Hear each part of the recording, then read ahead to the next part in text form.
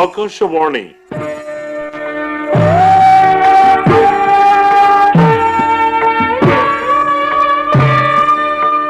ಸಾಕ್ಷ್ಯ ರೂಪಕ ಮಾನವತೆಯ ದೃಷ್ಟಾರ ಬ್ರಹ್ಮಶ್ರೀ ನಾರಾಯಣ ಗುರು.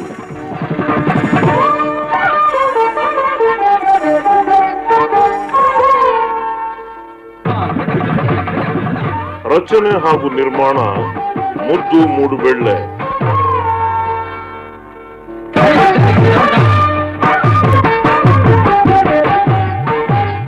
ಕೇಳಿ ಸಾಕ್ಷ್ಯ ರೂಪಕ ಮಾನವತೆಯ ದೃಷ್ಟಾರ ಬ್ರಹ್ಮಶ್ರೀ ನಾರಾಯಣ ಗುರು.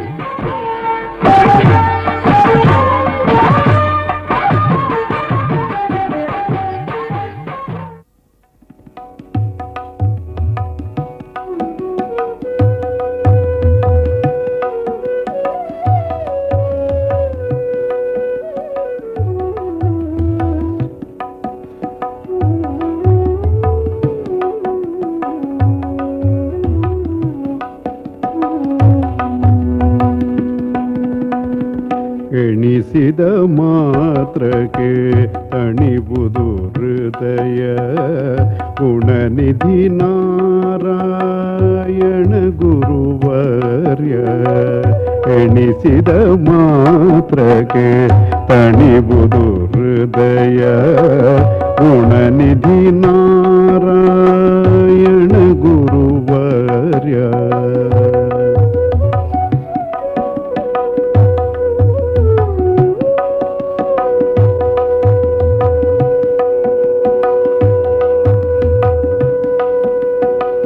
ಲೋಕದ ಪ್ರೇಮದ ವರ್ಷವ ಕರೆದೆ, ಲೋಕದ ಪ್ರೇಮದ ವರ್ಷವ ಕರೆದೆ, ಶೋಕದಿನ ಬೆವರ ಕಂಬನಿ ತೊಡೆದೆ, ಶೋಕದಿನ ಬೆವರ ಕಂಬನಿ ತೊಡೆದೆ, ಸರಳತೆಯಲೆ ಮೋಕ್ಷದ ಪಥ ತೆರೆದೆ, ಮರುಳು ಮತ ದ್ವೇಷ ನೀ ಕಳೆದೆ. ಎಣಿಸಿದ ಮಾತ್ರಕ್ಕೆ ತಣಿಬುದು ಹೃದಯ ಗುಣನಿಧಿ ನಾರಾಯಣ ಗುರುವರ್ಯ.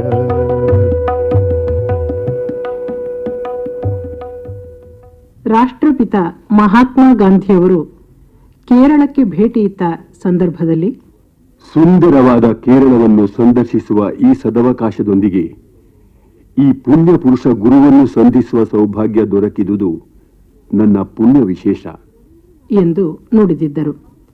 ರವೀಂದ್ರನಾಥ ಠಾಗೂರರು 1923ರಲ್ಲಿ ವರ್ಕಲದಲ್ಲಿ ಉದ್ಗರಿಸಿದ್ದು ಹೀಗೆ: ಸ್ವಯಂ ಪ್ರಕಾಶಿತ ಹೊಳಪಿನ ಇಂತಹ ತೇಜಸ್ವಿ ಮುಖಭಾವದ ವ್ಯಕ್ತಿಯನ್ನ ಜಗತ್ತಿನ ಇತರೆಡೆ ಎಲ್ಲೂ ನಾನು ಕಂಡಿಲ್ಲ. ಈ ಇಬ್ಬರು ಮಹಾನುಭಾವರು ಉಲ್ಲೇಖಿಸಿದ ಮಹಾಪುರುಷರು ಮತ್ತಾರೂ ಅಲ್ಲ, ಕೇರಳದ ಚೆಂಬಳಾಂತಿ ಎಂಬ ಪುಟ್ಟ ಹಳ್ಳಿಯಲ್ಲಿ ಜನಿಸಿ ತನ್ನ ನುಡಿದಂತೆ ನಡೆಯುವ ವಾಸ್ತವವಾದಿ ಸರಳ ಸಾಮಾನ್ಯ ನಿಲುವುಗಳಿಂದ ಜನಮನ ಗೆದ್ದು ಒಂದೇ ಜಾತಿ ಒಂದೇ ಮತ ಒಬ್ಬನೇ ದೇವರು ಎಂಬ ಮಾನವ ಏಕತೆಯ ಅಮರ ಸಂದೇಶವನ್ನ ಜಗದ್ವಂದ್ಯಗೊಳಿಸಿದ ಪುಣ್ಯ ಪುರುಷ ಬ್ರಹ್ಮಶ್ರೀ ನಾರಾಯಣ ಗುರು.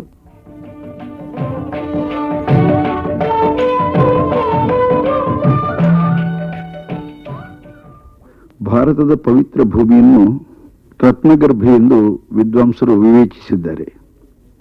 ರತ್ನಗರ್ಭೆ ಎನ್ನುವುದಕ್ಕೆ ಭೂಗತವಾಗಿ ಅನೇಕ ರತ್ನಗಳಿದ್ದಾವೆ ಎಂಬ ಅರ್ಥ ಒಂದು ಕಡೆಯಾದರೆ, ರತ್ನಪ್ರಾಯರಾದಂತಹ ಮಹಾತ್ಮರು ಇಲ್ಲಿ ಮತ್ತೆ ಮತ್ತೆ ಹುಟ್ಟಿ ಬಂದಿದ್ದಾರೆ ಎಂಬುದೇ ನಿಜವಾದ ಅರ್ಥವಾಗಬೇಕು. ಹೆಸರಾಂತ ಯಕ್ಷಗಾನ ಕಲಾವಿದರು ಹಾಲಿ ಶಾಸಕರು ಆಗಿರುವ ಶ್ರೀ ಕುಂಬಳೆ ಸುಂದರರಾವ್ ಶ್ರೀ ನಾರಾಯಣ ಗುರುಗಳನ್ನು ಅರ್ಥವಿಸಿದುದು ಹೀಗೆ: ದೇಶದ ಉದ್ದಗಲಕ್ಕೂ ನಾವು ಸಂಚಾರ ಮಾಡಿದಾಗ ಒಬ್ಬೊಬ್ಬ ಸಂತ, ಒಬ್ಬೊಬ್ಬ ಸ್ವಾಮಿ, ಒಬ್ಬೊಬ್ಬ ದೃಷ್ಟಾರ ಸಮಾಜಕ್ಕೆ ಬೆಳಕನ್ನು ಕೊಡುವುದಕ್ಕೆ ತನ್ನನ್ನು ಸಮರ್ಪಿಸಿಕೊಂಡ ಕಥೆಗಳು ನಮಗೆ ಉದ್ದಕ್ಕೂ ಸಿಗುತ್ತವೆ. ಈ ಸಾಲಿನಲ್ಲಿ ಬರುವವರು ಶ್ರೀ ನಾರಾಯಣ ಗುರುದೇವರು. ಎಂಥ ಕಾಲದಲ್ಲಿ ಅವರ ಜನನವಾಯಿತು, ಅವರ ಪರಿಣಾಮಕಾರಿಯಾದಂತಹ ಕಾರ್ಯಕ್ರಮದಿಂದ ಎಷ್ಟು ಪ್ರಯೋಜನವನ್ನು ಸಮಾಜ ಪಡೆಯಿತು ಇದು ವಿವೇಚಿಸಬೇಕಾದ ಸಂಗತಿ.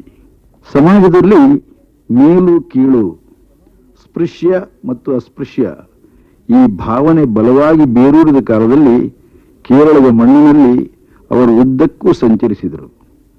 ದಲಿತ ವರ್ಗದಲ್ಲಿ ಹುಟ್ಟಿದ ಅವರು ಬಲಿತು ದಲಿತರನ್ನು ತುಳಿಯುವವರ ಮಧ್ಯದಲ್ಲಿ ತನ್ನ ಸಮಾಜ ತನ್ನಂಥವರು ಪಡುತ್ತಿರುವ ಪಾಡನ್ನು ಕಣ್ಣಾರೆ ಕಂಡು ನೊಂದುಕೊಂಡರು. ತನ್ನನ್ನು ಅವರ ಉದ್ಧಾರಕ್ಕಾಗಿ ಸಮರ್ಪಿಸುವ ತೀರ್ಮಾನವನ್ನು ಮಾಡಿದರು. ಮಹಾತ್ಮ ಗಾಂಧಿಯವರಿಗಿಂತ ಮೊದಲು ದಲಿತೋದ್ಧಾರದ ದೀಕ್ಷೆಯನ್ನು ಕೈಗೊಂಡು ಅದಕ್ಕಾಗಿ ದುಡಿದ ಹಿರಿಮೆ ನಾರಾಯಣ ಗುರುದೇವರದು. ಮೇಲಿನ ವರ್ಗದವರು ಆಲಯವನ್ನು ಪ್ರವೇಶ ಮಾಡುವುದಕ್ಕೆ ಬಿಡುವುದಿಲ್ಲ, ಆರಾಧನೆಯನ್ನು ಮಾಡುವುದಕ್ಕೆ ಬಿಡುವುದಿಲ್ಲ, ಸಮಾನತೆಯಲ್ಲಿ ವ್ಯವಹರಿಸುವುದಕ್ಕೆ ಬಿಡುವುದಿಲ್ಲ, ತಮ್ಮ ನೆರಳು ಬಿದ್ದರೂ ದೂರ ಸರಿಯುತ್ತಾರೆ ಎಂದಾದಾಗ ಈ ಧರ್ಮದಲ್ಲಿದ್ದು ಪ್ರಯೋಜನ ಏನು ಎಂದು ಯೋಚಿಸುತ್ತಿದ್ದ ಸಂಧಿಕಾಲ ಅದಾಗಿತ್ತು. ಗುರುದೇವರು ಸಂಘರ್ಷದ ಹಾದಿಯನ್ನು ಹಿಡಿಯಲಿಲ್ಲ. ದೇವರ ಹೆಸರಿನಲ್ಲಿ, ಧರ್ಮದ ಹೆಸರಿನಲ್ಲಿ ಜನ ತಪ್ಪು ದಾರಿಗೆ ಎಳೆಯುತ್ತಾ ಇರುವಾಗ ಅವರೊಂದು ಸರಿಯಾದ ದಾರಿಯನ್ನು ಕಂಡುಕೊಂಡರು ಮಾತ್ರ ಅಲ್ಲ, ಆ ದಾರಿಯನ್ನು ತನ್ನವರಿಗೆ ಶಾಂತವಾದ ರೀತಿಯಲ್ಲಿ ತಿಳಿಸಿ ಹೇಳಿದರು. ಮದ ಮೇದಾಯಾലും ವೇಂಡಿಲ್ಲ, ಮನುಷ್ಯನ್ ನನ್ನಾಯಾಲ್ ಮದಿ. ಇವರು ಈ ಮಾತನ್ನು ಹೇಳುವಾಗ ಧರ್ಮದ ಕುರಿತು ಸಂಘರ್ಷಕ್ಕೆ ಹೊರಡಿ ಎಂಬ ಸಂದೇಶದ ಸುಳಿವನ್ನೂ ಕೊಡುವುದೆಲ್ಲ ಮಾತ್ರ ಅಲ್ಲ, ಆ ರೀತಿಯಲ್ಲಿ ನೀವು ಮುಂದುವರಿಯಕೂಡದು ಎಂಬ ಎಚ್ಚರಿಕೆಯನ್ನು ಕೊಟ್ಟ ಹಾಗೆ ನಮಗೆ ತೋರ್ತಾ ಇದೆ. ಹಿಂದುಳಿದವರು ಮುಂದೆ ಬರುವುದಕ್ಕೆ ಸಾಧ್ಯ ಎಂಬುದನ್ನು ಬರೆಯ ಉಪದೇಶ ಮಾತ್ರ ಅಲ್ಲ, ಸಂಘಟಿಸಿ ಸಾಧಿಸಿ ಅವರು ತೋರಿಸಿದರು. ಆದ್ದರಿಂದಲೇ ಈ ಹೊತ್ತಿನ ಸಮಾಜದಲ್ಲಿ ನಾರಾಯಣ ಗುರು ಸ್ವಾಮಿಗಳು ಆದರ್ಶಪ್ರಾಯರಾಗ್ತಾರೆ. ರವೀಂದ್ರನಾಥ್ ಟಾಗೋರರು, ದೀನಬಂಧು ಅಂಡ್ರೂಸರವರು, ಮಹಾತ್ಮ ಗಾಂಧಿಯವರು ನಾರಾಯಣ ಗುರುದೇವರ ಸಂದರ್ಶನವನ್ನು ಮಾಡಿ ಎಲ್ಲರೂ ಹೆಚ್ಚು ಕಡಿಮೆ ಒಂದೇ ಅಭಿಪ್ರಾಯವನ್ನು ಹೇಳಿದರು. ಇಂತಹ ಸಂತರು ಇನ್ನೊಬ್ಬರಿಲ್ಲ, ಇಂತಹ ಮಹಾತ್ಮರು ಇನ್ನೊಬ್ಬರಿಲ್ಲ. ಅದು 19ನೇ ಶತಮಾನದ ಉತ್ತರಾರ್ಧ. ನಮ್ಮ ದೇಶ ಸಂಪೂರ್ಣವಾಗಿ ವಿದೇಶಿಯರ ಆಡಳಿತಿಗೆ ಒಳಗಾಗಿದ್ದ ಕಾಲ. ಆಗ ಜಾತಿಯ ಕಲ್ಪನೆ ಎಷ್ಟು ಅತಿರೇಕವಾಗಿತ್ತೆಂದರೆ, ಈಳವ ಜನಾಂಗದವನೊಬ್ಬ ತನ್ನಂತೆ ಶೂದ್ರನೇ ಆದ ನಾಯರ್ನಿಂದಲೂ 12 ಅಡಿ ದೂರ ನಿಂತೇ ಮಾತನಾಡಬೇಕಿತ್ತು. ನಂಬೂದಿರಿಗಳಿಂದ 32 ಅಡಿಗಳಷ್ಟು ದೂರ ನಿಲ್ಲಬೇಕಿತ್ತು. ಈ ಅನಿಷ್ಟಗಳನ್ನು ಕಂಡು ರೋಸಿ ಹೋದ ವಿವೇಕಾನಂದರು ಕೇರಳವನ್ನು ಜಾತೀಯತೆಯ ಹುಚ್ಚರ ಸಂತೆ ಎಂದು ಕರೆದಿದ್ದರಲ್ಲಿ ಆಶ್ಚರ್ಯವಿಲ್ಲ. ಇಂಥ ಅತ್ಯಂತ ಹಿಂದುಳಿದ ಈಳವ ಜಾತಿಯಲ್ಲಿ ಬಡ ಗುಡಿಸಲೊಂದರಲ್ಲಿ ಮುಂದೆ ಬ್ರಹ್ಮಶ್ರೀ ಗುರುವೆನಿಸಿಕೊಂಡ ಬಾಲಕ ನಾಣುವಿನ ಜನನವಾಯಿತು. ಕೊಲ್ಲಂ ಶಕ 1030 ಸಿಂಹಮಾಸ, ಶತಭಿಷ ನಕ್ಷತ್ರ, ಕ್ರಿಸ್ತಶಕ 1854 ಇಸವಿ ತಿರುವೋಣಂ ಸಂಭ್ರಮದಲ್ಲಿ ಮಲಯಾಳಿ ಮಣ್ಣ ಮಕ್ಕಳ ಸಂಭ್ರಮದ ಸವಿಗಳಿಗೆ ಹಾಲ ಬೆಳದಿಂಗಳ ರಾತ್ರಿ. ಕೇರಳದ ತಿರುವನಂತಪುರದಿಂದ 7 ಮೈಲು ಪೂರ್ವೋತ್ತರಕ್ಕೆ ಚೆಂಬಳಾಂತಿ ಎಂಬ ಹಳ್ಳಿಯಲ್ಲಿ ವಯಲ್ವಾರಂ ಎಂಬ ಮನೆಯಲ್ಲಿ, ಮನೆಯೆಂದರೆ ಮಣ್ಣಿನ ಗೋಡೆಯ ಮಡಲಿನ ಮಾಡಿನ ಸೆಗಣಿ ಸಾರಿಸಿದ ನೆಲದ ಗುಡಿಸಲಲ್ಲಿ ಜನಿಸಿತೊಂದು ಶಿಶು. 3 ಹೆಣ್ಣು ಮಕ್ಕಳ ಬಳಿಕ 4ನೆಯ ಗಂಡು ಮಗು. ನಾರಾಯಣ ಎಂದು ಹೆಸರಿಟ್ಟು ಪ್ರೀತಿಯಿಂದ ನಾಣು ಎಂದು ಕರೆಯತೊಡಗಿದರು. ತಂದೆ ಮಾಡಾನ್ ಆಶಾನ್, ತಾಯಿ ಕುಟ್ಟಿ ಅಮ್ಮಾಳ್. ಮಾಡಾನ್ ಆಶಾನ್ ಹೊಲಗದ್ದೆಗಳನ್ನು ಉತ್ತು ಬಿತ್ತಿ ಬಡತನದಿಂದ ತನ್ನ ಕುಟುಂಬ ಪೋಷಣೆ ಮಾಡುತ್ತಿದ್ದ. ಹೆಣ್ಣು ಮಕ್ಕಳಿಗೆ ಮದುವೆಯಾಗಿತ್ತು. ನಾಣುವಿಗೆ ರಾಮನ್ ವೈದ್ಯರ್, ಕೃಷ್ಣನ್ ವೈದ್ಯರ್ ಎಂಬಿಬ್ಬರು ಸೋದರ ಮಾವಂದಿರು. ಕೃಷ್ಣನ್ ವೈದ್ಯರಿಗೆ ವೈದ್ಯಶಾಸ್ತ್ರದಲ್ಲಿ ಹೆಚ್ಚಿನ ಪಾಂಡಿತ್ಯವಿತ್ತು. ಜಾತಿ ಮುಖಂಡರಾಗಿದ್ದ ಅವರು ತನ್ನ ಅಳಿಯ ನಾಣುವಿನ ವಿದ್ಯಾಭ್ಯಾಸಕ್ಕೆ ಪ್ರೋತ್ಸಾಹ ಕೊಟ್ಟಿದ್ದರು. ಕುಟ್ಟಿಯಮ್ಮನ ತಂದೆ ತಿರುವಾಂಕೂರು ಮಹಾರಾಜರ ಆಸ್ಥಾನದಲ್ಲಿ ವ್ಯಾಯಾಮ ಶಿಕ್ಷಕರಾಗಿದ್ದರೆ, ಆಕೆಯ ಮಾವ ಆಜನ್ಮ ಬ್ರಹ್ಮಚಾರಿಯಾಗಿದ್ದ. ಚೆಂಬಳಂತಿ ಗ್ರಾಮದ ಮಣಿಕಲ್ ಎಂಬಲ್ಲಿ ಗುಡಿ ಕಟ್ಟಿಸಿ ಅದರಲ್ಲಿ ಭಗವತಿ ಮೂರ್ತಿಯನ್ನು ಪ್ರತಿಷ್ಠಿಸಿದ, ಅನೇಕ ಓಲೆ ಗ್ರಂಥಗಳನ್ನು ಬರೆದಿದ್ದ. ಬಾಲಕ ನಾಣು ಮನೆಯಲ್ಲಿ ಪೂಜೆಗಾಗಿ ತಂದಿಟ್ಟ ಹಣ್ಣು ಹಂಪಲುಗಳನ್ನ ಪೂಜೆಗೆ ಮೊದಲೇ ತೆಗೆದು ತಿಂದು ಬಿಡುತ್ತಿದ್ದ. ಹಾಗೆ ಮಾಡಬಾರದು ಎಂದರೆ, ಯಾಕೆ, ನಾನು ತಿಂದರೆ ದೇವರಿಗೆ ಸಂತೋಷವಾಗುವುದಿಲ್ಲವೇ ಎಂಬ ಸವಾಲು. ಅಸ್ಪೃಶ್ಯರನ್ನು ಮುಟ್ಟಕೂಡದು, ಮುಟ್ಟಿದರೆ ಸ್ನಾನ ಮಾಡಬೇಕು ಎಂಬ ಮಡಿಮೈಲಿಗೆಯ ಆಚರಣೆ ನಾಣುವಿಗೆ ವಿಚಿತ್ರವಾಗಿ ಕಾಣುತ್ತಿತ್ತು. ಅವನು ಹರಿಜನರನ್ನು ತಟಕ್ಕೆಂದು ಮುಟ್ಟಿ ಒಡನೆಯೇ ಒಳಗೆ ಓಡಿ ಬಂದು ಅಡುಗೆ ಕೋಣೆಯಲ್ಲಿದ್ದ ಹೆಂಗಸರನ್ನು ಮುಟ್ಟಿ, ಈಗ ಮೈಲಿಗೆ ಎಲ್ಲಿ ಕಾಣುತ್ತದೆ ಎಂದು ವಿನೋದವಾಡುತ್ತಿದ್ದ. 5ನೇ ವರ್ಷ ಪ್ರಾಯದಲ್ಲಿ ನಾಣುವಿಗೆ ವಿದ್ಯಾರಂಭ ಮಾಡಿಸಿದರು. ಮೂತ್ತಪಿಳ್ಳೆ ಆಶಾನ್ ಎಂಬವರಿಂದ ಮಲಯಾಳಿ ಅಕ್ಷರಾಭ್ಯಾಸ ಮಾಡಿಸಿದರು. ಆಶಾನ್ ಎಂದರೆ ಗುರು ಎಂದರ್ಥ. ನಾನು ಆ ಬಳಿಕ ಸಂಸ್ಕೃತವನ್ನು ಕಲಿತು ಅಮರಕೋಶ, ಬಾಲಪ್ರಬೋಧ, ಶ್ರೀಕೃಷ್ಣ ವಿಲಾಸ ಇವುಗಳನ್ನು ಕಂಠಪಾಠ ಮಾಡಿದ. ತಮಿಳಿನಲ್ಲಿಯೂ ನಾಣುವಿಗೆ ಅಸಾಧಾರಣ ಪಾಂಡಿತ್ಯವಿತ್ತು. ಮನೆ ಬಿಟ್ಟು ಪರಿವ್ರಾಜಕನಾಗಿದ್ದಾಗ ತಿರುವನಂತಪುರದಲ್ಲಿ ಒಬ್ಬ ಪುಸ್ತಕ ವ್ಯಾಪಾರಿ ನಾಣುವಿನ ವಾಚನಾಭಿರುಚಿ, ಪಾಂಡಿತ್ಯ, ಪ್ರಾಮಾಣಿಕತನವನ್ನು ಕಂಡು ತನ್ನ ಅಂಗಡಿಯಲ್ಲಿದ್ದ ಎಲ್ಲ ತಮಿಳು, ಮಲಯಾಳಂ ಗ್ರಂಥಗಳನ್ನು ಓದಲು ಅನುಮತಿ ಕೊಟ್ಟನು. ನಾನು ಸಾಮಾನ್ಯ ಪಂಡಿತರಿಗೆ ತಿಳಿಯದ ತೇವಾರ, ತಿರುವಾಚಕ, ತಿರುಕುರಳ್ ಮೊದಲಾದ ಗ್ರಂಥಗಳನ್ನು ಓದಿ ಜನರಿಗೆ ತಿಳಿಯುವಂತೆ ಅರ್ಥ ವಿವರಣೆ ನೀಡುತ್ತಿದ್ದನು. ಸುಂದರ ಪಿಳ್ಳೆ ಮುಂತಾದ ಪಂಡಿತ ವಿದ್ವಾಂಸರನೇಕರು ನಾಣುವನ್ನು ಪ್ರೀತಿಯಿಂದ ನೋಡತೊಡಗಿದರು. ನಾಣುವಿಗೆ ಪ್ರಾಯ 14 ಕಳೆದಿತ್ತು. ಮನೆಯಲ್ಲಿ ದನಕರುಗಳನ್ನು ಗುಡ್ಡಕ್ಕೆ ಅಟ್ಟಿಕೊಂಡು ಹೋಗಿ ಮೇಯಿಸಬೇಕಾಗಿತ್ತು. ಗೋವುಗಳು ಮೇಯುತ್ತಿರುವಾಗ ನಾಣು ಒಂಟಿಯಾಗಿ ಒಂದೆಡೆ ಕುಳಿತು ಏನನ್ನೋ ಚಿಂತಿಸುತ್ತಿದ್ದ. ಅದು ಮನೆಯಲ್ಲಿ ಆಗಷ್ಟೇ ನಡೆದ ಒಂದು ಮರಣ ಸನ್ನಿವೇಶವೂ ಆಗಿರಬಹುದು. ಕೆಲವೊಮ್ಮೆ ಮರದ ಕೊಂಬೆಯಲ್ಲಿ ಕೂತು ಸಂಸ್ಕೃತ ಶ್ಲೋಕಗಳನ್ನು ಸುಶ್ರಾವ್ಯವಾಗಿ ಹಾಡುತ್ತಿದ್ದ. ಇದೇ ದಿನಗಳಲ್ಲೇ ಗುಡ್ಡದಲ್ಲಿ ತಾನೊಬ್ಬನೇ ಒಂದು ಬಾವಿಯನ್ನು ತೋಡಿದನು ಎನ್ನಲಾಗಿದೆ. ಮನೆಗೆ ಮರಳಿದ ಬಳಿಕ ಮಾವ ಹೆಚ್ಚಿನ ಪಾಠ ಹಾಗೂ ವೈದ್ಯಶಾಸ್ತ್ರವನ್ನ ವಿವರಿಸುತ್ತಿದ್ದರು. ಮನೆಯಲ್ಲಿ ಗದ್ದೆ ಉಳುವ ಕೃಷಿ ಕೆಲಸವನ್ನ ನಾನು ಮಾಡುತ್ತಿದ್ದ. ಆದರೆ ಬಾರುಕೋಲನ್ನು ಉಪಯೋಗಿಸಲು ಒಪ್ಪುತ್ತಿರಲಿಲ್ಲ. ಬರಬರುತ್ತಾ ನಾಣುವಿಗೆ ಮನೆಗೆಲಸದಲ್ಲಿ ವಿರಕ್ತಿಯುಂಟಾಯಿತು. ಅಂಧಶ್ರದ್ಧೆಗಳ ಬಗ್ಗೆ ತಿರಸ್ಕಾರ, ಅಹಿಂಸೆ, ದೀನರ ಬಗ್ಗೆ ಅನುಕಂಪ ಇಂಥ ಮನೋಭಾವ ಬಲಿಯಿತು.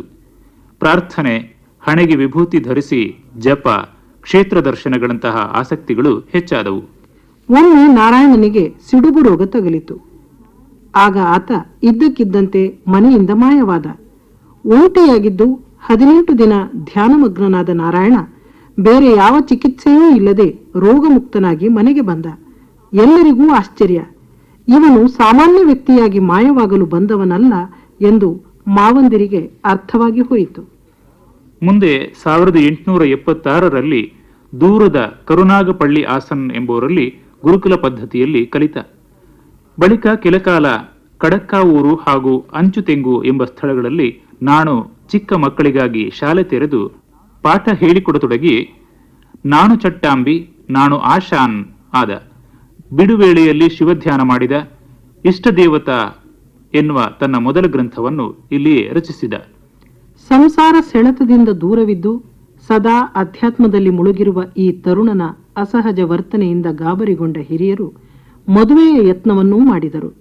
ಮದುವೆಯ ಹೆಣ್ಣು ಕೈಯಲ್ಲಿ ಸಿಹಿ ತಿಂಡಿ ಹಾಗೂ ಹಣ್ಣಿನೊಂದಿಗೆ ಬಂದಾಗ ನಾನು ನೆರೆದಿದ್ದ ಎಲ್ಲರಿಗೂ ಹೀಗೆ ಹೇಳಿದ: ನಾವೆಲ್ಲ ಬೇರೆ ಬೇರೆ ಉದ್ದೇಶಗಳಿಗಾಗಿ ಇಲ್ಲಿ ಹುಟ್ಟಿದ್ದೇವೆ. ನಿಮ್ಮ ದಾರಿ ಬೇರೆ, ನನ್ನ ದಾರಿ ಬೇರೆ. ನಿಮಗೆ ನಿಮ್ಮ ದಾರಿಯಲ್ಲಿ ಹೋಗಲು ಹಿತವಾಗಬಹುದು, ನನ್ನ ದಾರಿಯಲ್ಲಿ ಹೋಗಲು ನನ್ನನ್ನು ಬಿಟ್ಟು ಬಿಡಿ. ಇಷ್ಟು ಹೇಳಿದವನೇ ಮನೆಯಿಂದ ಹೊರಟು ಬಿಟ್ಟ ವಿಶಾಲ ಜಗತ್ತಿಗೆ. ಮುಂದಿನದೆಲ್ಲ ಸತ್ಯಶೋಧನೆ, ಅಲೆದಾಟ, ಪರಿವ್ರಾಜಕತನ. ರಾತ್ರಿ ಹಗಲೆನ್ನದೆ, ಮಳೆ ಬಿಸಿಲೆನ್ನದೆ ಊರೂರು ಅಲೆದ. ಕಾಡು ಬೆಟ್ಟ, ಕರಾವಳಿ, ತೀರ್ಥಕ್ಷೇತ್ರಗಳಲ್ಲಿ ಅಲೆದಾಟ. ದೀರ್ಘಕಾಲ ಧ್ಯಾನ, ತಪಸ್ಸು. ಊರೂರು ತಿರುಗುತ್ತಿರುವಾಗ ತಿರುನೆಲ್ಲಿ ಪಿ.ಕೆ. ಕೃಷ್ಣವೈದ್ಯರ್ ಎನ್ನುವ ಹಿರಿಯ ವಿದ್ವಾಂಸರ ಸಾಹಚರ್ಯ.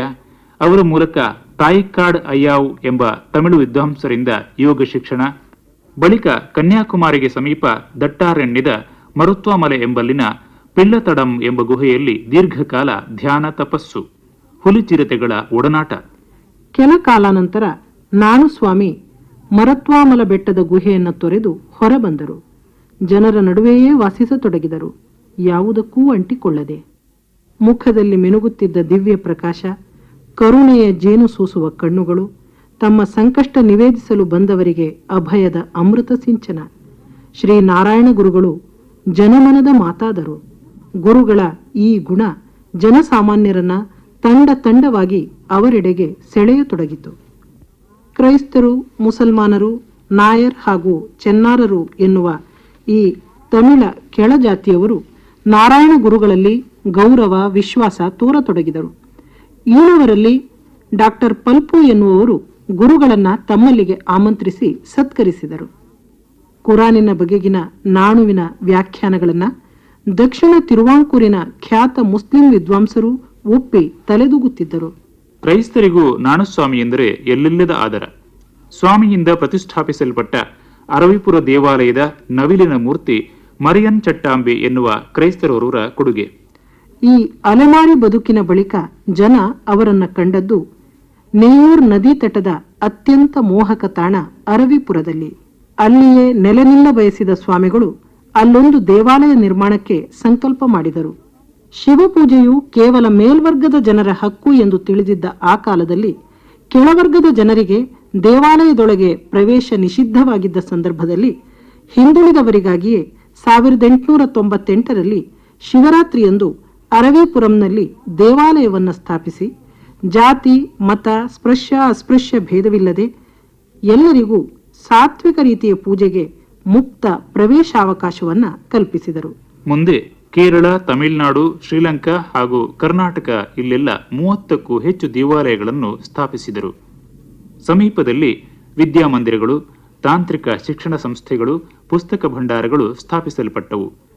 ಕೆಳವರ್ಗದ ಜನ ಭೂತಗಳನ್ನ, ಅಳಿದ ವೀರರನ್ನ ಪೂಜಿಸುವುದನ್ನ, ಗುಡ್ಡ ಬೆಟ್ಟ ನದಿ ಕಲ್ಲು ಮರಗಳನ್ನೆಲ್ಲ ಪೂರ್ವಜರು ಭಕ್ತಿಯಿಂದ ಆರಾಧಿಸುತ್ತಿದ್ದುದರಲ್ಲಿ ಕೊಂಚ ಮೂಢನಂಬಿಕೆ ಇರಬಹುದಾದರೂ ಅವೇನು ಅರ್ಥಹೀನವಲ್ಲ ಎಂದು ನಾರಾಯಣ ಗುರುಗಳ ಅನಿಸಿಕೆಯಾಗಿತ್ತು. ಆದರೆ ಕುಡಿತ, ದೇವರ ತೃಪ್ತಿಗೆಂದು ಕುರಿ ಕೋಳಿಗಳ ಹತ್ಯೆಯನ್ನ ಅವರು ಬಲವಾಗಿ ಖಂಡಿಸಿದರು. ಜನರ ಮನವೊಲಿಸಿ ಈ ಕ್ರಮವನ್ನ ನಿಲ್ಲಿಸಲು ಪ್ರಯತ್ನಿಸಿದರು. ಅವರ ಸಮಾಜ ಸುಧಾರಣಾ ಕಾರ್ಯದಲ್ಲಿ ಡಾಕ್ಟರ್ ಪಲ್ಪು, ನಟರಾಜನ್, ಮಹಾಕವಿ ಕುಮಾರನ್ ಆಶಾನ್, ಸಹೋದರ ಅಯ್ಯಪ್ಪನ್, ಟಿ.ಕೆ. ಮಾಧವನ್ ಮುಂತಾದ ಮೇಧಾವಿಗಳು ಕಾರ್ಯದರ್ಶಿ, ಶಿಷ್ಯರು ಎಂದು ಗುರುಗಳಿಗೆ ನೆರವಾದರು. ನಟರಾಜ ಗುರು ಆಸ್ಟ್ರೇಲಿಯಾದಿಂದ ಕೆನಡಾದ ತನಕ ಗುರುಗಳ ಮಾನವತಾ ಸಂದೇಶವನ್ನ ತಲುಪಿಸಿದ್ದಲ್ಲದೆ ಅಲ್ಲಲ್ಲಿ ಗುರುಕುಲಗಳನ್ನು ಸ್ಥಾಪಿಸಿದರು. ಮಹಿಳೆಯರನ್ನ ಯಾವ ಸಮಾಜವೂ ಕಡೆಗಣಿಸಬಾರದು ಎಂಬುದು ಗುರುಗಳ ನಿಲುವಾಗಿತ್ತು. ಹಾಗಾಗಿ ಹುಡುಗಿಯರ ಓದಿಗೂ ಅವರು ಪ್ರೋತ್ಸಾಹ ನೀಡಿದರು. ಸ್ತ್ರೀಯರ ಶಿಕ್ಷಣ ಹಾಗೂ ಏಳಿಗೆಯ ಕುರಿತು ಗುರುಗಳ ಧೋರಣೆಯ ಕುರಿತಾಗಿ ಚಿಂತನಶೀಲ ಬರಹಗಾರ್ತಿ ಶ್ರೀಮತಿ ಬಿ.ಎಂ. ರೋಹಿಣಿ. ಕಳೆದ ಶತಮಾನದಲ್ಲಿ ಭಾರತ ಕಂಡ ಅದ್ಭುತ ಚೇತನ ಶ್ರೀ ನಾರಾಯಣ ಗುರುಗಳು. ಒಂದೇ ಜಾತಿ, ಒಂದೇ ಮತ, ಒಂದೇ ದೇವರು ಎಂದ ಮೇಲೆ ಸ್ತ್ರೀ ಪುರುಷರೆಲ್ಲರೂ ದೇವರ ಮುಂದೆ ಸಮಾನರು ಎಂದೇ ಸಾರಿದವರು. ಹಿಂದಿನ ತಲೆಮಾರಿನಲ್ಲಿ ಸ್ತ್ರೀಯರ ಪರಿಸ್ಥಿತಿ ಎಷ್ಟು ದಯನೀಯವಾಗಿತ್ತು ಎಂಬುದನ್ನು ವಿವರಿಸಬೇಕಾಗಿಲ್ಲ. ಅದರಲ್ಲೂ ಶೂದ್ರ ಸ್ತ್ರೀಯರು ತಮ್ಮದೇ ಆದ ದಿಟ್ಟತನದ ಸ್ವಂತಿಕೆ ಉಳ್ಳವರಾಗಿದ್ದರೂ ಕೂಡ ಶಿಕ್ಷಣಕ್ಕೆ ಮುಖ ತಿರುಗಿಸಿದವರೇ ಆಗಿದ್ದರು. ಅಂತಹ ಸಮಾಜದ ಮಹಿಳೆಯಲ್ಲಿ ದೈಹಿಕ ಸಾಮರ್ಥ್ಯದ ಜತೆ ಮಾನಸಿಕ ಸಾಮರ್ಥ್ಯ ಬೆಳವಣಿಗೆಯಾಗಬೇಕಾದರೆ ಅವಶ್ಯವಾದುದು ಶಿಕ್ಷಣ ಎಂಬುದನ್ನು ಅಂದೇ ಮನಗಂಡ ಗುರುಗಳು ಗಂಡು ಮಕ್ಕಳ ಜತೆಯಲ್ಲಿ ಹೆಣ್ಮಕ್ಕಳು ಶಿಕ್ಷಣದ ಸಂಮೋಹಿನಿಗೆ ಒಳಗಾಗುವಂತೆ ಮಾಡಿದರು. ಇದರ ಮೊದಲ ಪ್ರಯೋಗವನ್ನು ಈ ಶತಮಾನದ ಪ್ರಾರಂಭ ಕಾಲದಲ್ಲೇ ಚೆಂಬಳಂತಿಯಲ್ಲಿ ಪ್ರಾರಂಭಿಸಿದರು. ಈ ಪವಿತ್ರ ಕಾರ್ಯದ ಸಾಫಲ್ಯ ಈಗ ಗೊತ್ತಾಗುತ್ತಿದೆ. ಹೆಣ್ಣು ಅಬಲೆಯಲ್ಲ, ಸಬಲೆ ಎಂದು ಅವರು ಅಂದು ತೋರಿಸಿಕೊಟ್ಟದ್ದರಿಂದಲೇ ಇಂದು ಕೆಳವರ್ಗದ ಹೆಣ್ಮಕ್ಕಳು ಎಲ್ಲಾ ಕ್ಷೇತ್ರದಲ್ಲೂ ತಮ್ಮ ಸಾಧನೆಯನ್ನು ಮಾಡಿ ಸಿದ್ಧಿಯನ್ನು ಪಡೆದಿದ್ದಾರೆ. ಗಂಡಸರು ಮಾತ್ರ ಸ್ವಾವಲಂಬಿಗಳಾದರೆ ಸಾಲದು, ಹೆಂಗುಸರು ಕೂಡ ಆಗಬೇಕು. ಕಂದಾಚಾರ, ಮೂಢನಂಬಿಕೆ, ಈ ಕೆಟ್ಟ ಹವ್ಯಾಸಗಳನ್ನು ಬಿಟ್ಟು ಉತ್ತಮ ಮಹಿಳೆಯಾಗಬೇಕಾದರೆ ಆಕೆ ಜ್ಞಾನ ದೇಗುಲದ ಆರಾಧಕಳಾಗಬೇಕು ಎಂಬುದನ್ನು ಅಂದೇ ಹೆಚ್ಚು ಒತ್ತಿ ಹೇಳಿದ ಅವರು ದೇವಸ್ಥಾನಗಳ ರಚನೆಗಳಿಗಿಂತಲೂ ಹೆಚ್ಚು ಅಲ್ಲಲ್ಲಿ ಶಾಲೆ ತೆರೆಯಲು ಪ್ರೋತ್ಸಾಹ ಕೊಟ್ಟಿದ್ದರು. ಶ್ರೀ ಗುರುಗಳ ಮಹಾಮಾನವತಾ ಸಂದೇಶ ಇಂದಿಗೂ ಹೇಗೆ ಪ್ರಸ್ತುತ ಎನ್ನುತ್ತಾರೆ ಮಣಿಪಾಲ ಕೆಎಂಸಿಯ ಅಸಿಸ್ಟೆಂಟ್ ಪ್ರೊಫೆಸರ್ ಶ್ರೀ ಮೋಹನ್ ಕೋಟ್ಯಾನ್ ಅವರು. ಸಮಾಜ ಸುಧಾರಕ, ದಲಿತೋದ್ಧಾರಕ ಶ್ರೀ ನಾರಾಯಣ ಗುರುಗಳು ಈ ಶತಮಾನದ ಪ್ರಥಮ ದಶಕದಲ್ಲಿ ಹಿಂದುಳಿದ ಸಮಾಜದ ಸಾಂಸ್ಕೃತಿಕ ಪುನರುಜ್ಜೀವನದಲ್ಲಿ ಬಹುಮುಖ್ಯ ಪಾತ್ರ ವಹಿಸಿದ್ದರು. ಅವರು ಅಂದು ಬೋಧಿಸಿದ ಹಾಗೂ ಆಚರಣೆಯಲ್ಲಿ ಅಳವಡಿಸಲು ಒತ್ತು ಕೊಟ್ಟಿರುವ ತತ್ವಾದರ್ಶಗಳಲ್ಲಿ ಸರಳ ವಿವಾಹ ಪದ್ಧತಿ, ಮದ್ಯವನ್ನು ವಿಷವೆಂದು ಪರಿಗಣಿಸಿ ವರ್ಜಿಸಬೇಕೆಂಬ ಬೋಧನೆ, ಪ್ರಾಣಿ ಬಲಿ ವರ್ಜ್ಯ, ಭಯಮಿಶ್ರಿತ ಆರಾಧನಾ ಪದ್ಧತಿಯಿಂದ ಸಾತ್ವಿಕ ಪೂಜಾ ಪದ್ಧತಿಯೆಡೆಗೆ ಪರಿವರ್ತನೆ, ಅಸ್ಪೃಶ್ಯತೆಯ ವಿರುದ್ಧ ಸಮಾಜದಲ್ಲಿ ಅರಿವು ಮೂಡಿಸುವುದು, ಆಧುನಿಕ ಶಿಕ್ಷಣ ಪದ್ಧತಿಯಲ್ಲಿ ವಿದ್ಯಾರ್ಜನೆಯನ್ನು ಪಡೆದು ಸಾಮಾಜಿಕ ಕೀಳರಿಮೆಯ ಭಯದಿಂದ ಮುಕ್ತರಾಗುವುದು, ಸಂಘಟನೆಯಿಂದ ಬಲಿಷ್ಠ ಸಮಾಜ ನಿರ್ಮಾಣ, ಕೈಗಾರೀಕರಣದಿಂದ ಆರ್ಥಿಕ ಸ್ವಾವಲಂಬನೆ ಇವು ಪ್ರಾಮುಖ್ಯವಾದವು. ಈಗ ಗ್ಲೋಬಲೈಸೇಷನ್ ಅಂತ ಏನು ಹೇಳ್ತೇವೋ, ಜಾಗತೀಕರಣದಂತ ಹೊಸ ವಿಚಾರ, ಸಂಯುಕ್ತ ರಾಷ್ಟ್ರದ ಒಂದು ಕಲ್ಪನೆ ಸಾಕಾರಗೊಳ್ಳುವುದು, ಇದೆಲ್ಲವನ್ನು ಕಂಡಾಗ ಈ ಪ್ರಪಂಚದ ಎಲ್ಲ ಜನಸಮುದಾಯ ಬಹಳಷ್ಟು ಪರಸ್ಪರ ಒಂದಾಗುವಂತೆ ಕಾಣುತ್ತದೆ. ಶ್ರೀ ಗುರುಗಳು ಬೋಧಿಸಿದ ಒಂದೇ ಧರ್ಮ, ಒಂದೇ ದೇವರು ಮತ್ತೆ ಒಂದೇ ಜಾತಿ ಎಂಬ ಈ ಕಲ್ಪನೆ ಪ್ರಸಕ್ತ ಕಾಲದಲ್ಲಿ ಬಹಳಷ್ಟು ಅರ್ಥಪೂರ್ಣವಾಗಿದೆ. ಅವರು ಜನಸಾಮಾನ್ಯರಲ್ಲಿ ಉಂಟು ಮಾಡಿದ ವೈಚಾರಿಕ ಕ್ರಾಂತಿಯ ಬಗ್ಗೆ ಸ್ವಾತಂತ್ರ್ಯ ಹೋರಾಟಗಾರ ಹಾಗೂ ಪತ್ರಕರ್ತ ಶ್ರೀ ಮಟ್ಟಾರು ವಿಠಲಕಿಣಿಯವರ ಅಭಿಪ್ರಾಯ ಹೀಗೆ. 19ನೇ ಶತಮಾನದ ಉತ್ತರಾರ್ಧ ಹಾಗೂ 20ನೇ ಶತಮಾನದ ಪೂರ್ವಾರ್ಧದ ಸಮಾಜ ಸುಧಾರಕರಲ್ಲಿ ಪೂಜ್ಯ ಶ್ರೀ ನಾರಾಯಣ ಗುರು ಇವರು ಅತ್ಯಂತ ಶ್ರೇಷ್ಠರೆಂದರೆ ಅತಿಶಯೋಕ್ತಿಯಾಗಲಾರದು. ಜಾತಿ ಮತ ಪಂಥಗಳ ಹೆಸರಿನಲ್ಲಿ ಕಚ್ಚಾಡಿಕೊಂಡು ತಮ್ಮದೇ ಅಧೋಗತಿಗೆ ಕಾರಣವಾದ ಹಿಂದೂ ಸಮಾಜವನ್ನು ಏಕಸೂತ್ರದಲ್ಲಿ ತರಲು ಕಾರಣಕರ್ತರಾಗಿ ಅವರು ಸಾಕಷ್ಟು ಯಶಸ್ಸನ್ನು ಗಳಿಸಿದರು. ವಿದ್ಯಾವಿಹೀನ ಪಶು ಸಮಾನ ಎಂಬ ಸಂಸ್ಕೃತ ಗಾದೆಯನ್ನು ತಮ್ಮ ಸಮಾಜ ಬಾಂಧವರಿಗೆ ಮನದಟ್ಟು ಮಾಡಿ ತಮ್ಮ ಏಳಿಗೆಗಾಗಿ ವಿದ್ಯಾವಂತರಾಗುವುದು ಅನಿವಾರ್ಯವೆಂದು ಬೋಧಿಸಿದರು. ಜನಸಂಖ್ಯೆಯಲ್ಲಿ ಅಧಿಕವಾಗಿದ್ದ ತನ್ನ ಇಧವಾ ವರ್ಗದ ಜನರ ಸಂಘಟನೆಯನ್ನು ಮಾಡಲು ಶ್ರೀ ನಾರಾಯಣ ಧರ್ಮ ಪರಿಪಾಲನಾ ಸಂಘಂ ಎಂಬ ಸಂಸ್ಥೆಯನ್ನು ಸ್ಥಾಪಿಸಿದರು. ಸಮಾಜದ ಸರ್ವಾಂಗೀಣ ಉನ್ನತಿಗಾಗಿ ತನ್ನ ಜೀವನವನ್ನೇ ಸಮರ್ಪಿಸಿ ಸ್ವಾಮಿ ನಾರಾಯಣ ಗುರುಗಳು ಅಮರರಾದರು. ಗುರು ಸಂದೇಶದ ಅನುಷ್ಠಾನಕ್ಕಾಗಿ ಶಿವಗಿರಿಯಲ್ಲಿ ಕಾರ್ಯನಿರ್ವಹಿಸುತ್ತಿರುವ ಶ್ರೀ ನಾರಾಯಣ ಗುರು ಧರ್ಮ ಪರಿಪಾಲನಾ ಸಂಗಮನ ಸದಸ್ಯರಾಗಿ ಆಗಾಗ ಶಿವಗಿರಿಯನ್ನು ಸಂದರ್ಶಿಸಿರುವ ಹಿರಿಯ ಜನತಾ ಮುಖಂಡ ಶ್ರೀ ಎಂ ಸಂಜೀವ ಅವರ ಅನುಭವಗಳು. ಸರಸ್ವತೀಕಾನಂದ ಸ್ವಾಮಿಯವರು ಮತ್ತು ಅವರ ವಿದ್ಯಾಕಾನಂದ ಸ್ವಾಮಿಯವರಿಗೆ ಏನೋ ಒಂದು ಮನೆಯಲ್ಲಿ ಒಂದು ಅಭಿಪ್ರಾಯಗಳು ಬರುವುದರಿಂದ ನಾನು ಒಂದೆರಡು ಸಲ ಅಲ್ಲಿಗೆ ಹೋಗಿ ಆಹ್ವಾನಿಸಿದ್ರು. ನಾನು ಮತ್ತು ನನ್ನ ಮಿತ್ರರಾದ ಶ್ರೀಮಾನ್ ಮಂಜೂರವರು ಜೊತೆ ಸೇರಿ ಅಲ್ಲಿ ನಾವು ಹೋಗಿದ್ದೆವು. ಹೋಗುವಾಗ ನಂತರ ಅಲ್ಲಿ ಸ್ಥಿತಿಗತಿಯನ್ನು ತೋರಿಸಲಿಕ್ಕೆ ಸ್ವಾಮೀಜಿಯವರು ನಮಗೆ ಅವರ ಸ್ವಂತ ಕಾರನ್ನು ಕೊಟ್ಟು ನಮ್ಮನ್ನು ತಿರುಗಿಸಿ ಅಲ್ಲಿ ನೋಡುವ ಒಂದು ಅವಕಾಶ ಮಾಡಿಕೊಟ್ಟಿದ್ರು. ಆ ನಂತರ ಅವರು ನನ್ನಲ್ಲಿ ಸದಸ್ಯನನ್ನಾಗಿ ನೇಮಕ ಮಾಡಿದ್ದಾರೆ ಅಂತ ಒಂದು ಪತ್ರವನ್ನು ಕೂಡ ಬರ್ತಿದ್ರು. ಅದನ್ನು ನಾನು ಬಹಳ ಸಂತೋಷ ಒಪ್ಪಿಕೊಂಡಿದ್ದೇನೆ. ಯಾಕಂದ್ರೆ ನಮ್ಮ ಸಮಾಜ ಅತಿ ದೊಡ್ಡ ಒಂದು ಹಿರಿಯ ಸ್ಥಳ ಅದು. ಶತಮಾನದ ಹಿಂದೆ ಜಿಡ್ಡುಗಟ್ಟಿದ ಸಮಾಜದಲ್ಲಿ ಶ್ರೀ ನಾರಾಯಣ ಗುರುಗಳು ಹೊಸದಾರಿ ಕಡೆದರು ಎನ್ನುತ್ತಾರೆ ಪ್ರೊಫೆಸರ್ ಅಮೃತ ಸೋಮೇಶ್ವರ. ಜನಾಂಗ ದ್ವೇಷ, ಭಯೋತ್ಪಾದನೆ, ಹಿಂಸಾ ತಾಂಡವ ಹೆಚ್ಚುತ್ತಿರುವ ಈ ದಿನಗಳಲ್ಲಿ ನಾರಾಯಣ ಗುರುಗಳ ಧಾರ್ಮಿಕ ಸಂದೇಶ ಹೆಚ್ಚು ಪ್ರಸ್ತುತವಾಗಿದೆ. ಮಾನವ ಸಮುದಾಯದ ಭವಿಷ್ಯ ಮಾನವತೆಯ ಬುನಾದಿಯ ಮೇಲೆ ನಿಲ್ಲತಕ್ಕದ್ದಲ್ಲದೆ ಮತೀಯತೆಯ ಮೇಲಲ್ಲ. ಮಾನವ ಕುಲವೆಲ್ಲ ಒಂದು ಎಂದು ಸಾರಿದ ನಾರಾಯಣ ಗುರುಗಳು ನುಡಿದಂತೆ ನಡೆದ ಮಹಾತ್ಮರು, ವಸುಧೈವ ಕುಟುಂಬಕಂ ಎಂಬ ತತ್ವದ ಸಾಕಾರ ಮೂರ್ತಿ, ಅರಿವನ್ನು ಎಲ್ಲರ ಪಾಲಿಗೆ ಸಾದರಪಡಿಸಿದ ಜ್ಞಾನಯೋಗಿ.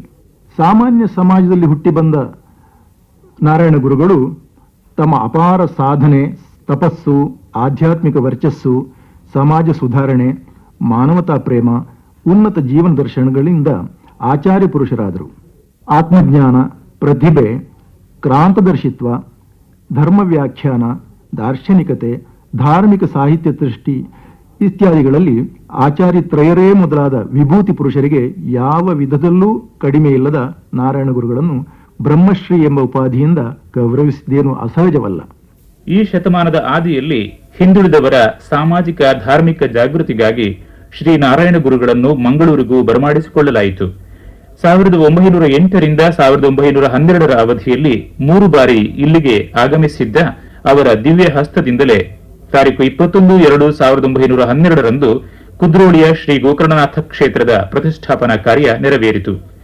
ಆಗ ಪುಟ್ಟ ಬಾಲಕನಾಗಿದ್ದ ಜಿಲ್ಲೆಯ ಹಿರಿಯ ಉದ್ಯಮಿ ಶ್ರೀ ಎಸ್ ಚಂದ್ರಶೇಖರ್ ಅವರು ಗುರುಗಳನ್ನು ಸ್ವತಃ ಕಣ್ಣಾರೆ ಕಂಡಿರುವ ಧನ್ಯಜೀವಿ.